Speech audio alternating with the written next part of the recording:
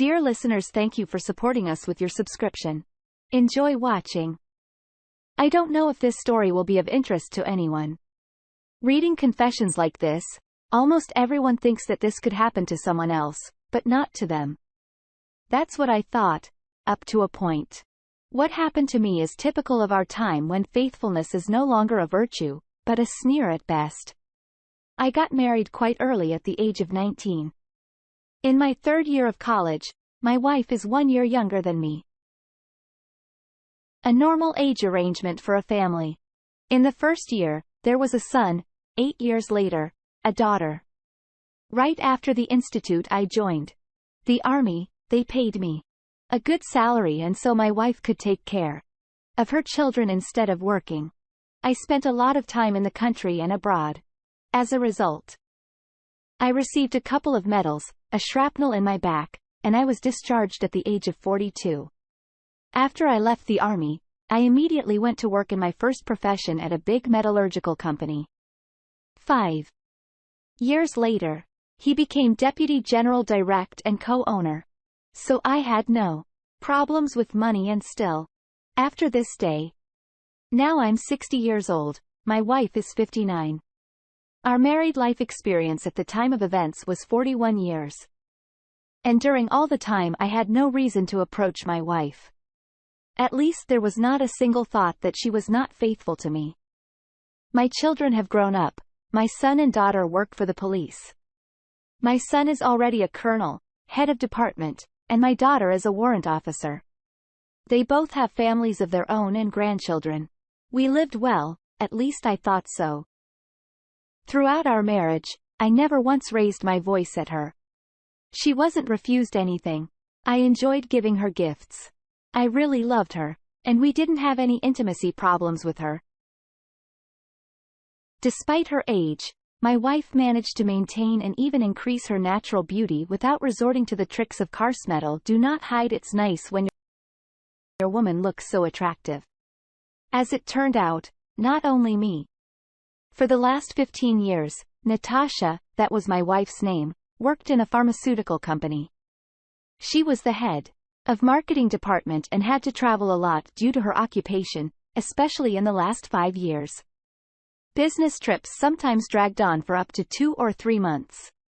She explained this by the fact that she had to regulate the supply of drugs to pharmacies, especially in large cities. In particular, she often had to be in K. While on business trips, my wife did not forget to call almost every day and tell me how much she missed me and the kids. Once our metallurgical company made a contract with our colleagues for delivery of welded pipes for an oil pipeline, and I, as a Deputy General Director, went to the place for the final decision on the deliveries.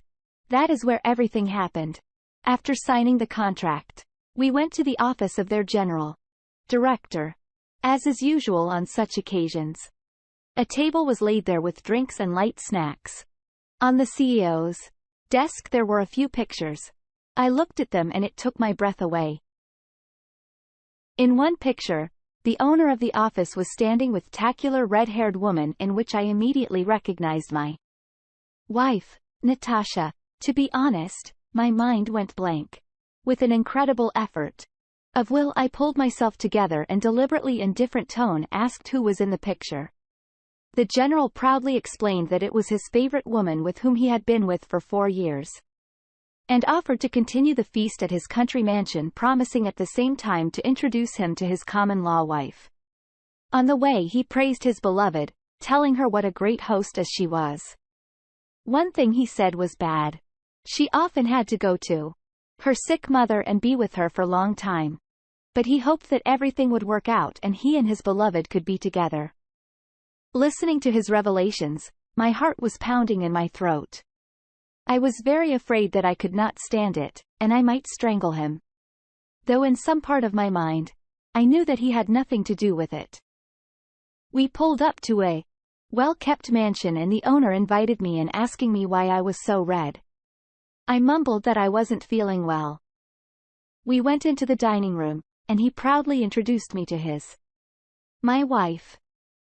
Natasha froze when she saw me. It was obvious that she was short-breathed, she turned white and began to slowly sink to the floor. Her friend barely had time to pick her up in his arms. I realized if I didn't leave now, I could kill them both. I turned around and without saying a word, I almost ran out of the mansion. A cab was going by, so I stopped it in time. I picked up my things at the hotel and rushed to the airport. With maximum effort, I managed to get a ticket for the next flight. I only began to come to my senses on the plane. In my head pulsed in the rhythm of the heartbeat of one question: why was she doing this to me? I barely remember how I got home. Walking around the apartment from corner to corner, I kept repeating, why? I could not sit or lie down. By morning, my legs were swollen from the exertion. My heart was no longer pounding. It was rumbling periodically, falling somewhere down.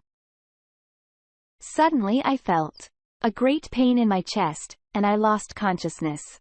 My driver found me when he didn't wait for me at the agreed time to take me to work.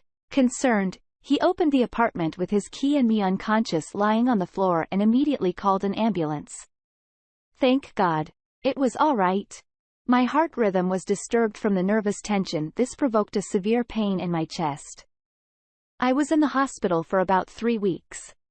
During that time, Natasha tried to call me, but I didn't answer the phone. Then I turned it off. I turned it on when I got home, and the phone rang. Natasha was talking nonsense, trying to explain something, asking for forgiveness, even accusing me of something. At the end of the conversation, she started screaming that the children and I were everything to her, that she loved only me, and begged her to forgive her. I listened to her until the end and silently disconnected the phone. I couldn't take it anymore. For 4 years, my wife lived a double life. Twist and turning, afraid of being caught. She lied to me and her children all that time.